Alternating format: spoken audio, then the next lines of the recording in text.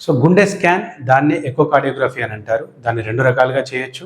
ఒకటి ట్రాన్స్థొరాసిక్ అంటే మన ఛాతీ బయట ప్రోబ్ పెట్టేసి చేయడం, దాన్ని ట్రాన్స్థొరాసిక్ ఎకోకార్డియోగ్రఫీ అంటారు. కొన్నిసార్లు మన బాడీ స్ట్రక్చర్ వల్ల కావచ్చు, మన హార్ట్ లోపల ఉండే స్ట్రక్చర్స్ కానీ ఈ ట్రాన్స్థొరాసిక్ ఎకోకార్డియోగ్రఫీ ద్వారా కనపడవు. అటువంటి పేషెంట్లో ట్రాన్స్ ఈసోఫాజల్ ఎకోకార్డియోగ్రఫీ చేస్తాము. దీన్నే TEE అంటారు. ఇందులో ఏంటంటే ఒక చిన్న ప్రోబ్ని మన నోటి ద్వారా, గొంతు ద్వారా గుండె దగ్గరికి పంపిస్తారు. సో దీని ద్వారా ఏంటంటే ఆ ప్రోబ్ అనేది గుండెకు ఆల్మోస్ట్ ఆనుకొని ఉంటుంది.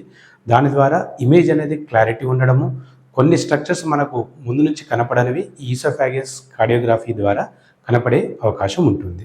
ఈ TE అనేది ముఖ్యంగా ఎవరికైతే వాల్వ్ ప్రాబ్లం, మైట్రల్ స్టెనోసిస్ ఉండి బెలూన్ సర్జరీకి పోస్ట్ చేస్తామో, గుండె లోపల ఏమైనా రక్తం మొదలు ఉన్నాయో తెలుసుకోవడానికి చేస్తాము. మరియు కొందరిలో చాలా కాలం నుంచి జ్వరం ఉంటుంది, కారణం ఏం దొరకదు, ఏమైనా వాల్వ్ లోపల ఇన్ఫెక్షన్ ఉందా లేదా అని తెలుసుకోవడానికి TE అనే పరీక్ష చేస్తాం.